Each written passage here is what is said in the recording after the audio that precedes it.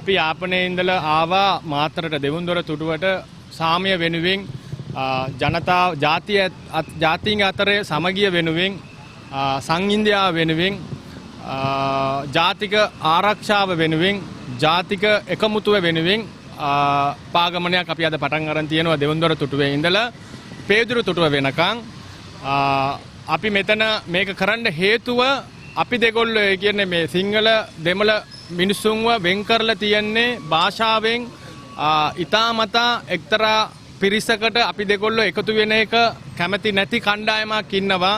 ඒ කණ්ඩායම මේ රටේ ඇතුළෙත් ඉන්නවා, රටේ එළියෙත් ඉන්නවා. රටේ එළිය නම් වැඩිපුර ඉන්නවා.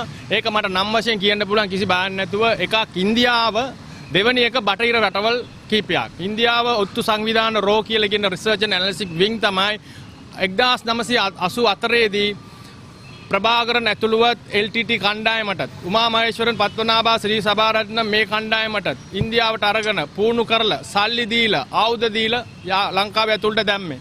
දාලා කොන්ෆ්ලික්ට් එකක් ඇති කරලා අපේ රට කඩන්න, හැබැයි කඩලා රටක් වෙනම රටක් ගන්න නෙමෙයි කවදාවත් ඉන්දියාව රටක් කඩන්න මේකත් දෙන්නේ නැහැ. මොකද කෝටි ගණන් මිනිස්සු දෙමළ මිනිස්සු ඉන්දියාවේ ඉන්නකොට මේ රටක් කඩන්න බෑ. උන් කඩන්න දෙන්නේ නැහැ. නමුත් ඇතුලේ ප්‍රශ්නයක් ඕනේ. ඒ ප්‍රශ්නේ තියාගෙන තමන්ගේ ඌමනාව, තමන්ගේ සූරා කෑම හොඳටම කරන්න පුළුවන් කියලා ඉන්දියාව දන්නවා.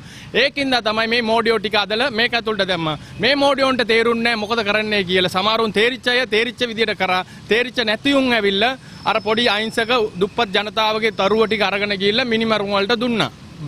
සයිනට් දුන්නා, බෝම්බ බදාගෙන ගිහිල්ලා මැරෙන්න දුන්නා.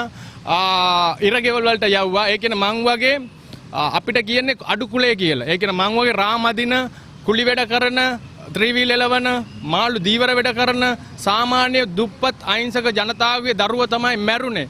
හැබැයි පාලනය කරන්න ආවා සම්බන්ධන්ලා වගේ පොන්නම්ලම්ලා වගේ පොන්නම්බලන් ලන්ඩන් ඉඳලා ආවා, සම්බන්ධන් තව තැනක ඉඳලා ආවා, සුමන්තරන් කොළඹ හතේ ඉඳලා ආවා, විග්නේශ්වරන් කේම්බ්‍රිජ් ප්ලේස් එකේ ඉඳලා රොයල් කොලෙජ් එකේ ඉගෙනගෙන අවුරුදු 80 දී එනවා අපිව පාලනය කරන්න. මේක නිකන් මාසතුන් කිව්වා political power comes from the barrel of a gun කියලා. ඒ කියන්නේ තුවක්කු වලින් එළියට එන අර පතුරන් වලින් අර බුලට් එකෙන් තමයි දේශපාලන බලය එන්නේ කියලා. ඒක ඇත්ත. තුවක්කු අපිට දුන්නා, බලය ඒගොල්ලන් ගත්තා.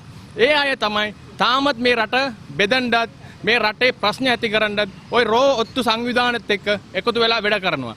මේ කට්ටියට රෝ වලින් සල්ලි දෙනවා. පැහැදිලිව අපි දන්නවා රෝ රිසර්ච් ඇන්ඩ් ඇනලිසිස් විං එකේ සල්ලි දෙන පේරෝල් එකේ විග්නේශ්වරන් ඉන්නවා, ආනන්දි සයිදරන් ඉන්නවා, සුරේෂ් ප්‍රේමචන්ද්‍රන් ඉන්නවා, දෙමළ ජාතික සන්ධාන කීප දෙනෙක් ඉන්නවා, මේ පොන්නම්බලම්ලා ඉන්නවා. මේ අයට සල්ලි දෙනවා. මේ කට්ටිය කණ්ඩායම විතරක් නෙමෙයි සල්ලි දෙන්නේ. TGT කියලා ට්‍රාන්ස්නැෂනල් තමිලීලම් කියලා එකක් අදාගෙන රුත්‍ර කුමාරන්ලා ඇමරිකාවේ ඉඳලා උන්ට පොළවන්නේ නැහැ. රටක් නැහැ. හැබැයි උන්ට ප්‍රෙසිඩන්ට් කෙනෙක් ඉන්නවා, ප්‍රයිම් මිනිස්ටර් කෙනෙක් ඉන්නවා, කැබිනට් එකක් තියෙනවා. සල්ලි තියෙන බිලියන් ගණන් කොටි සල්ලි. කොටි සල්ලි කියන්නේ අපේ සල්ලි. අපෙන් හොරකම් කරා. LTT රස්තවාදේ කල්ලිය සාමාන්‍ය දෙමළ ජනතාවෙන් හොරකම් කරා, බැංකු හොරකම් කරා, මිනි මැරුවා, ටෝච කරා, ගාල මැරුවා, පුච්චල මැරුවා, හැමදේම කරා. හැබැයි කිසිම දෙයක් එළියට කතා කරන්න අපිට අයිතියක් තිබුණේ නැහැ. අපෙන් හොරකම් කරපු සල්ලි තියාගෙන තමයි දැන් රුත්‍ර කුමාරන්ලා අපිට හැරෙයිව වැඩ කරනවා. අනික GTF කියලා ෆාදර් ඉමානුවෙල් ලීඩ් කරන ග්ලෝබල් ටැමිල් ෆෝරම් කියලා එකක් තියෙනවා. ලන්ඩන් වල තමයි මුන් ඉන්නේ. මුන්ගේ බිලියන් ගණන් සල්ලි තියෙනවා. මුන් තමයි මේ සල්ලි යවලා මේ බෙදුම් වාද වැඩ කරන. අනිත් එක CTC කියලා Canadian Tamil CTC Canadian Tamil Congress කියලා. මේ තුන තමයි LTT සල්ලි තියාගෙන මේ රට ඇතුලේ ප්‍රශ්න ඇති කරන්න වැඩ කරන අය. මේ අයට බටහිර රටවලුයි ඉන්දියායි සහයෝගය දෙනවා. එකක්. අනිත් එක අපි දෙමළ ජනතාවයි සිංහල ජනතාවයි ඇතුලේ තියෙන එකම ප්‍රශ්න භාෂාව ප්‍රශ්න. වෙන මේ කිසිම අපිට මේ දැන් අපි මාතරට ආව අපිට ගැව්වද සිංහල මිනිස්සු? නෑනේ. සිංහල මිනිස්සු තමයි මෙතන ආපු කිසිම කෙනෙක් පළවෙනිවත් මේ මාතරට ඇවිල්ලා නැහැ. මමත් පළවෙනි වතාවට මාතරට ආවේ. හරිද? එතකොට අපිව සිංහල ජනතාව පිළිගත්තා, අපිට කණ්ඩ දුන්නා, අපිට නවතින්න ඉඩම් දුන්නා, අපිව ආදරෙන් අපේ අය ඇඬුණා. මේක තමයි ඇත්ත තත්ත්වය. සිංහල ජනතාවේ අපි එකට අවුරුදු 2030 ජීවත් වෙච්ච මිනිස්සු. අපි දෙගොල්ලෝම වෙන් කරා. ඉතාමතා වෙන් කරා, ප්ලෑන් කරලා වෙන් කරා, භාෂාවෙන් වෙන් කරා. අපිට ඉගෙන ගන්න දුන්නේ සිංහල භාෂාව. හැබැයි විග්නේශ්වරන් තමන්ගේ ළමයින්ට සිංහල ඉගන්නුවා. සිංහල දරුවෝන්ට එක්ක බැඳගත්තා. ළමයි ඇදුවා. හැබැයි අපිට ඇවිල්ලා කිව්වා ප්‍රභාකරන් තමයි වීරයා. ඌ කියපු එක තමයි හරි.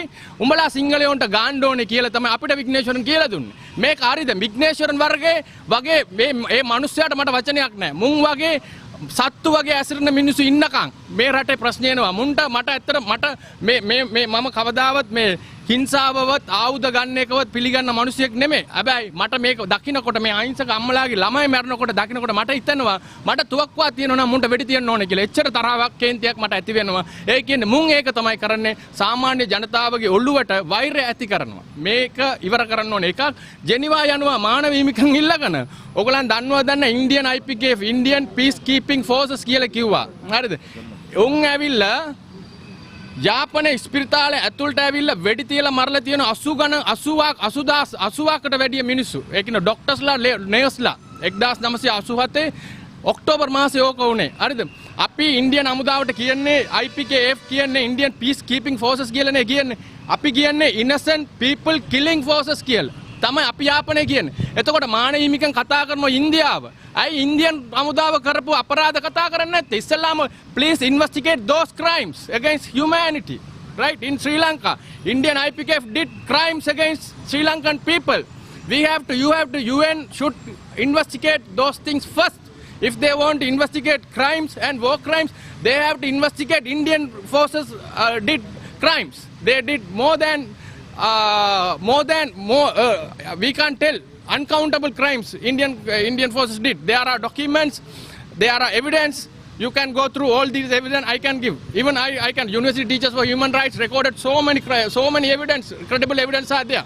So if UN is a credible body, they have to investigate this first. If not, we don't believe UN bodies, right? What United Nations did. They are creating conflicts in Latin American countries, African countries and third world countries. Behind human rights, they do every day they create conflicts in those countries and they looted those countries. This is what happened. So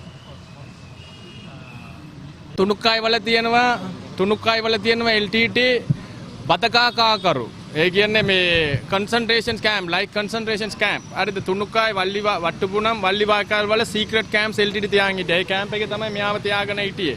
අවුරුදු දෙකෙන් පස්සේ තමයි මෙයාව වෙල්ලියට දැම්මේ. අනිත් තුන්දෙනාව මැරුවා. මේ තියෙන තුන්දෙනාගේ photos. ඒක දැනගත්ත මෙයාගේ සෙමියා husband තව ළමයික්වත් එතන වයසේ පයින්නෝර වයසේ අවුරුදු 11ක ළමයාවත් අවුරුදු 3 ළමයාවත් විස දීලා එයා වෙල්ල මැල දාගෙන මැරුණා. ඒ තාත්තයි ළමයි දෙන්නෙක්වත් එයා මරලා එයා මැරුණා. මේකට හේතු උනේ LTT කරපු විනාශය. මෙයා ඉන්නවා මෙයාගෙන් ඔයගලන් ආගන්න පුළුවන්. එයා ඊටු විස්තර කියයි. මේ අම්මා කියයි. මේ තියෙන හැම ડોකියුමන්ට් එක. එතකොට මේවා වෙච්ච අපරාධ වලින් බිඳුවක්. මේ වගේ මෙතන ඉන්නවා මෙයාගෙන් ආන්න මෙයා සොල්ලුන් එන්න අරන් උද කලටුන්. සොල්ලුන්. Riga na ninga pura ngola kai ke sollu ngasih dia turun kala itu. Anda medical. Nah kata. நீங்க பின்னிக்கு சொல்லணும் நாம சொல்லுவா சொல்லுங்க. அங்கெல்லாம் கட்டி இருந்தவர் இப்போ இந்த 21 வயசுல பிடிச்சு கொண்டு போனது பிடிச்சு கொண்டு போய் அப்படியே செத்து சாக்கொல்லி போட்டு அப்புறம் பிள்ளையாலம் இருந்தவ பிள்ளையால எல்லாம் நான் கஷ்டப்பட்டு தன்னாலத்தை படிப்பிக்கிறேன். புரன்னு சொல்லி போட்ட ஒரு பிள்ளையும் இல்லாமல் பிடிச்சு கொண்டு போய் சாக்கொல்லி இப்போ நாங்கள் சரியாக கஷ்டப்படுற மாதிரி இல்லாமக்கி ஒரு மரண சர்டிஃபிகேட் எல்லாம் கிடக்கு. இப்போ 30 வருஷமாச்சு பிடிச்சு கொண்டு போய் செத்தாண்டு மரண சர்டிஃபிகேட் வந்து இல்லையான்ட்டு சொன்னவ தாங்கள் சாக்கொல்லி போட்டோம்னு சொல்லி சொன்னவை வேறு மகன் தான் இவற்ற மாமா கடைசி மாமாவை தான் கல்யாணம் கட்டினான். இன்னும் 2 மாமாக்களை பிடிச்சவ 3 பேரை பிடிச்சு கொண்டு போய் එල්ලන් චා කොණ්ඩු පොටිනම් තේරෙනවද? මෙයාට අවුරුදු 18ක් තියෙනකොට මෙයාගේ මේ සෙමියා හස්බන්ඩ් ඇවිල්ලා අපේ අම්මගේ මගේම අම්මගේ මල්ලි කෙනෙක්. එයාව අරන් ගිහිල්ලා අතුරුදාන් කරලා එයාව මැරුවා. මැරුවෙන් පස්සේ ඇවිල්ලා ගෙදරට බලෙන් දුන්නා ඩෙත් සර්ටිෆිකේට්ස්. මරණ මොකද්ද කියන්නේ? මරණ සාතික දුන්නා බලෙන් දුන්නා මේව ගන්න ඕනේ උඹලා කියලා. ඒ බලෙන් දීපු මරණ සාතිකයේදී ලියලා තියෙනවා සෙල් වැටිලා මැරුණා කියලා. ඕක තමයි කරේ LTT අතුරුදාන් කරපු හැම කෙනාටම බලෙන් දුන්නා මරණ සාතික. මේගොල්ලන්ට දීලා තියෙනවා. අපේ ගෙවල් වල 3 දෙනෙක් වරන් ගිහලා මැරුවා, පාරන් ගියා. මැරුවා කියන්නේ තාමත් අතුරුදාන් වෙච්ච ලයිස්තුව. හැබැයි අතුරුදාන් වෙච්ච අයගේ සංගමයේ කියලා සටන් කරනවා කට්ටියක් ඇමරිකාවෙන් සල්ලි අරගෙන. ඒගොල්ලන්ට පේන්නේ අතුරුදාන් වෙච්ච එක රජයෙන් අතුරුදාන් වෙච්ච ඒවා විතරක්. හරිද? එතකොට මේ LTT සංවිධානය අතුරුදහන් කරපු දේවල් EPDP EPRL පුලොට් ටෙලෝ ඔය වගේ දෙමළ පාර්ලිමේන්තුවේ දැන් ඉන්න නායකවන්ගේ මේ කල්ලි ටික අතුරුදහන් කරපු ඒගොල්ලන්ට තේරෙන්නේ නැහැ. හරිද?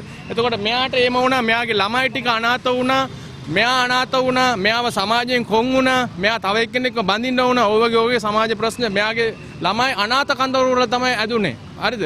මේවා තමයි ඇත්ත තත්ත්වය. මේ ඇත්ත තත්ත්වය this bloody UN organization should know what happened in Sri Lanka exactly. If they want to talk about human rights, they should be impartial, right? But we don't believe this biased organization, because we can see that they don't talk about these crimes done by LTTE, crimes done by IPKF, crimes done by EPRLF, EPDP and other organizations. Why don't they talk about these things? So how can we believe this body, this UN human rights body, as a independent bodies? அதாவது தமிழீழ விடுதலை புலிகளால் கடத்தப்பட்டு காணாமலாக்கப்பட்டவர்கள் மிக 100 பேர், ஆயிரக்கணக்கான இலட்சக்கணக்கானவர்கள் இருக்கிறார்கள் யாழ்ப்பாணத்தில். தமிழீழ விடுதலை புலிகளால் மட்டுமல்ல, தமிழ் மக்களின் உரிமைக்காக சுதந்திரத்துக்காக போராடுகிறோம் என கூறிக்கொண்டு ஆயுதமெடுத்த அனைத்து குழுக்களும் தமிழ் சாதாரண அப்பாவி தமிழ் மக்களை காணாமலாக்கி இருக்கின்றது. கொலைகள் செய்திருக்கிறார்கள், சித்திரவதை செய்திருக்கிறார்கள், களவெடுத்திருக்கிறார்கள், கொள்ளையடித்திருக்கிறார்கள். EPRLF, புலட், டெலோ, ENDLF, ஈரோஸ் போன்ற பல அமைப்புகள் இவ்வாறான செயல்களில் ஈடுபட்டதற்கான நம்பத்தகுந்த ஆதாரங்கள் இருக்கிறது. இந்திய ராணுவம் IPKF என்று சொல்லப்படுகின்ற இந்தியன் பீஸ் கீப்பிங் ஃபோர்ஸ் என்று சொல்றது. ஆனால் நாங்கள் யாழ்ப்பாணத்தில் சொல்றது இன்னசென்ட் பீப்புள் கில்லிங் ஃபோர்ஸஸ் என்று. 1987 ஆண்டு வைத்தியசாலைக்குள், யாழ்ப்பாண அரசு வைத்தியசாலைக்குள் உட்புகுந்து 80 பேர்களை சுட்டு ஓப்பன் ஃபயர், அதாவது சுட்டு சாக்கொண்டவர்கள் இந்திய ராணுவத்தினர். அது இன்று வரைக்கும் அவை குறித்து இந்த ஐக்கிய நாடுகள் சபையிலோ இவர்களுடைய மனித உரிமை சபையிலோ பேசப்படவில்லை. ஆகவே மனித உரிமைகள் குறித்து பேசும் இந்த ஐக்கிய நாடுகள் சபையின் ஜெனிவா கூட்டத்தொடரில் நமக்கு எந்த நம்பிக்கையும் கிடையாது. இவர்கள் எவ்விதமான பக்கசார்பற்ற விசாரணைகளும் நடத்தியதற்கான எந்த விதமான ஆதாரங்களும் வரலாற்றில் கிடையாது. அமெரிக்கா செய்த குவாண்டனோமோ, அபுகிராப் போன்ற சிறைகளில் அமெரிக்காவினால் செய்யப்பட்ட மனித உரிமை மீறல்கள், இங்கிலாந்தினால் செய்யப்பட்ட மனித உரிமை மீறல்கள், மேலும் வளர்முக நாடுகளால் செய்யப்பட்ட மனித உரிமை மீறல்கள் எவையும் பேசப்படுவது இல்லை. ஆகவே இது ஒரு கேலிக்கூத்து. நான் சொல்வதை நீங்கள் கேட்டுக்கொள்ளுங்கள். இதுவும் கடந்து போகும். இது மட்டும்தான் நடக்கும். ஜெனிவான்னு கத்திக்குளருவாங்க, அதோட இந்த கதை முடிஞ்சிடும். இது அவ்வளவுதான். அடுத்த வருஷம் திருப்பி வருவாங்க, திருப்பியும் இதே கூத்து தான் நடக்கும். இதால் ஒரு பிரயோசனமும் இல்லை. அப்படி மனித உரிமை குறித்து நீங்க பேச விரும்பினா உண்மையாக சகல பேர் செய்த குற்றங்களையும் பேசுங்க. அதுதான் உண்மையான மனித உரிமை. மனித உரிமை ஒரு தரப்புக்கானதல்ல, அனைவருக்குமானது. அது මොකද වෙන්නේ කියන එක අද මේ